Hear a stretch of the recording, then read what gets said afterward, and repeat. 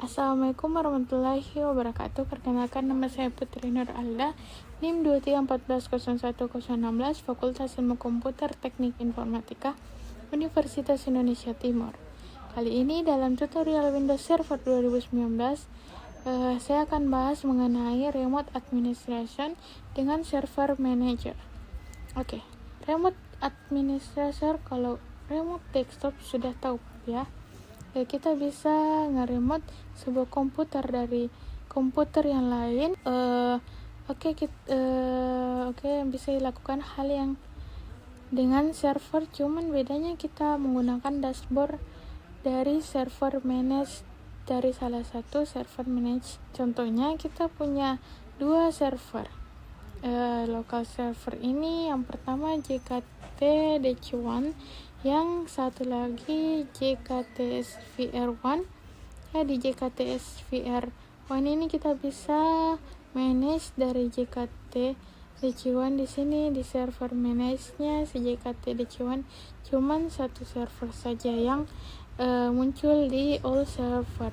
Nah, ini cuman satu server saja yang kita cuman manage satu server sendiri. Oke, kita bisa manage server yang lain. Jadi contohnya si JKT-CVR ini kita manage dari sini dengan menambahkan si server tersebut ke sini. Caranya, kita masuk kita ada dua cara. Pertama, kita bisa klik saja di outer server to manage, atau kita klik di bagian manage, kemudian ada server. Di sini kita bisa tambahkan server yang mau kita manage. Kita bisa ketik namanya atau cari semuanya, find now. Kita bisa ada dua di C1 dan SPR1. Kita tambahkan saja dua-duanya, kita klik panah di sini sehingga ada dua server yang kita tambahkan di sini. Kemudian klik ini, kita tunggu prosesnya selesai. Sudah selesai. Kita lihat di sebelah sini. Masing-masing server itu menjalankan service yang masing-masing, yang di ADDS yang Active Directory, kemudian di HCP server DNS. Dan seperti video sebelumnya, beberapa video yang lalu kita kan membuat DHCP server, kemudian web server atau list server, lalu kita bisa manage di sini. Kita bisa lihat ID DS-nya seperti siapa yang atur. Nah, ID DS ini diatur oleh JKT DC1. DHCP yang mengatur siapa? JKT versi 1. Kemudian DNS-nya mengatur JTDC1. List yang mengatur JKT SVR1. Jadi kita bisa pantau di sini service ini di manage oleh siapa. Lalu di bagian all server. Nah, ini all server, di sini ada dua server yang kita manage, JTDC1 dan JKTSVR1. Di bagian dashboard, nah, kita bisa lihat di bawah ini, kita scroll ke bawah, di sini ada server grow, ada server-servernya dan role-nya masing-masing. Kita lihat di sini DNS-nya ini ada di manage oleh satu server, di CV di manage oleh satu server, disk yang oleh satu server, file and strong service di manage oleh DU server, list di manage oleh server lokal service yang sedang kita buka. Ini ada masalah di sini, kita lihat, abaikan saja dulu. Nah, server ini, masalah ini kita bisa abaikan. Kalau mau kita selesaikan masalahnya di sini juga tidak masalah. Ini statusnya kita stop. Kita bisa start, ini kan statusnya stop. Ini kita klik saja di sini, kemudian klik kanan dan start service-nya saja. Mau start apa tidak? Kita start dia. Masalah satu lagi. Nah, ini kita bisa pantau masalah masing-masing server di sini. Server name JKTSVR1 berarti ada masalah JKTSVR1. Apa masalahnya? Download maps manager, stop, statusnya kita coba start. klik kanan start. Nah, ini salah satu keuntungan dari menggunakan server manage itu, yakni kita bisa memanage server lain dari satu server saja. Ini berguna sekali. Misalnya kita punya banyak server, lalu kita tidak perlu buka remote desktop login satu persatu ke servernya. Ya, itu cukup merepotkan, apalagi kalau kita punya 10 server atau belasan server, itu nanti repot. Nah, di sini kita bisa manage semua dari satu server saja. Inilah keuntungan kita menggunakan dashboard dari server manager ini. Kita bisa memanage beberapa server yang biasa kita gunakan.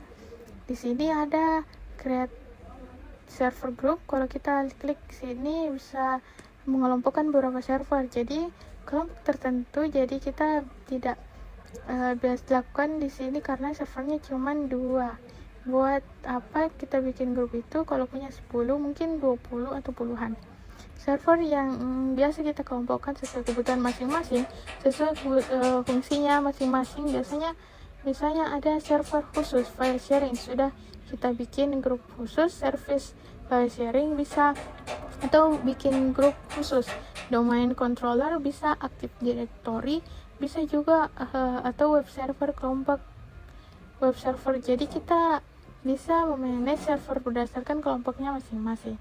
Jadi kita lebih tahu, kita bisa mengetahui kegunaan server ini berdasarkan grup ini. Salah satunya cancel saja. Oke, salah satu keuntungan lagi kalau kita masuk all server, nah kita bisa memanage server si JKTS VR1 ini. Kita bisa klik kanan di JT ini, kemudian kita bisa ADDR and fitur tanpa harus login ke servernya. Kita bisa menambahkan role dan fitur apa saja yang mau kita tambahkan sesuai kebutuhan kita. Nah, ini airbase-nya, kemudian servernya pilih server JKTS VR1, lalu role-nya yang mau kita di-add bisa sama seperti hal yang kita tambahkan di role dan fitur di server lokal. Kita kemudian apalagi kita lihat, kita bisa next timing, kemudian kita bisa masuk ke Windows PowerShell-nya. Nah, kita bisa login ke komputer si server JKTS VR1. Nah, kalau kita tahu PowerShell, pernah pakai, pasti tidak masalah, pasti tidak akan bingung. Nah, ini buat apa? Oke, kita bisa restart servernya, tapi kalau di restart ya nanti terrestart servernya. Ini salah satu kegunaan kita bisa merestart server tanpa harus login dan nyamperin servernya. Oke, kemudian kita bisa remove server ini, tidak akan kita manage lagi, artinya ini bakal hilang di dashboard ini. Kemudian kita bisa pilih komputer management, coba klik komputer management, mau ke buka tidak. Oke, kalau connecting ternyata error. Kenapa ada error? Sepertinya kita lihat penjelasan di sini, server ini tidak bisa kita manage kalau kita tidak bisa manage lewat komputer management, karena ada service di firewall yang belum diperbolehkan, belum di allow. Kalau kita mengikuti video sebelumnya di manage Windows Firewall, di situs ada penjelasan mengenai allow dan disallow remote access. Kemudian allow dan disallow beberapa service, kemudian service network. Jadi firewall di server menghalangi atau memblokir akses network access di com network. Kemudian semua role yang berhubungan dengan event log management group. Jadi kita harus allow dulu di server sebelah ini, server yang mau kita manage ini. Kalau kita klik OK, komputer management terbuka, tapi bagian event viewer-nya tidak bisa terbuka, kosong, karena padahal event viewer ini sangat penting isinya. Jadi karena ini berisi kronologis kejadian yang terjadi di server, kita bisa lihat local user and group search-nya, foldernya apa saja, terus section di bagian section ini siapa yang lagi login ke servernya, lalu user siapa saja, grupnya apa saja, kita bisa lihat di sini, sama seperti kita buka komputer manajemen di komputer sendiri. Tapi kita ini membuka komputer manajemen dari JKT Sphere 1 atau server yang kayak kita remote.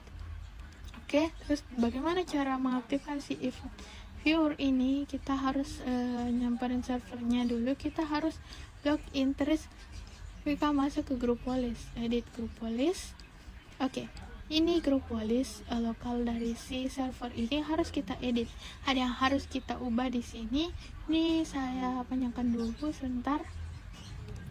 Oke, kita masuk ke menu Windows setting, kemudian security setting, kemudian di bawahnya ada Windows Defender Firewall. Windows Defender Firewall, dia Windows Defender with Advanced Security Windows Pin Firewall. Kemudian di bagian inbound rules-nya ada yang berapa yang harus kita aktifkan dulu. Di sini coba kita aktifkan, ada beberapa yang kita harus bikin rule baru di sini. Kemudian kita predefine saja, dipilih ada preference, kemudian pilih remote event log management. Nah ini dia remote event log management, klik kanan, oke, klik kanan, klik next, kemudian semua ini harus kita pilih yang berhubungan dengan remote event log, klik next, lalu allow the connection, kita klik finish. Oke, kemudian kita tambahkan new rule lagi, kita masuk ke com network access dan com network administrator. Oke, pilih next. Nah, next network access ditambah allow this connection finish, kemudian tambahkan lagi new rule redive, kemudian yang kita harus tambahkan kemudian remote event monitor, remote event monitor event. Nah ini kita kemudian klik next. Nah ini pastikan kepilih dua-duanya yang berhubungan dengan remote event monitor allow connection, kemudian finish. Oke, sekarang kita kembali ke server utama. Oke, itu komputer manajemen, tutup dulu, kemudian klik kanan lagi, masuk ke komputer manajemen. Oke, sekarang terbuka, kita lihat di bagian event view. Nah, ada custom view, ada server row, terus ada Windows log. Nah, ini penting yang berhubungan dengan Windows, catatan sistem Windows yang lagi berjalan di JKT Sphere 1. Ini oke, kita lihat jam, tinggal, bulan, dan jam berapa terjadi. Nah, begitu. Kemudian bagian security, kemudian stop system. Nah, ini berhubungan dengan sistem Windows. Ini loginnya apa saja kita bisa lihat di sini. Di sini call server and kemudian performance. Nah, performance dari si server JKT Sphere 1 ini apa kita bisa lihat di sini. Nah, ini idle time berapa, terus available memorinya berapa, gitu, prosesornya, informationnya, ini enter time-nya ya, yang berhubungan dengan sistem hardware-nya, sistem memorinya, dan sistem prosesornya. Kemudian physical disk. Nah, ini kita bisa lihat di sini. Oke, kita lihat device-nya manage. Device manage-nya tidak biasa karena kita harus mengaktifkan, harus enable, dan plug and play and not register juga harus enable. Ini kita klik oke saja. Oke, demikian penjelasan mengenai administration server, atau lebih tepatnya remote administration melalui service manage. Sebenarnya ada beberapa lagi yang bisa saya lakukan, seperti mengenable beberapa service supaya service ini bisa lebih full remote. Oke, berarti di kesempatan kali ini saya sudah membahas mengenai remote administrator dengan server manage dari Windows Server. Oke, kalau begitu dari saya kali ini cukup sekian. Mohon maaf apabila ada kekurangan. Semoga penjelasan saya dapat berguna. Wassalamualaikum warahmatullahi wabarakatuh.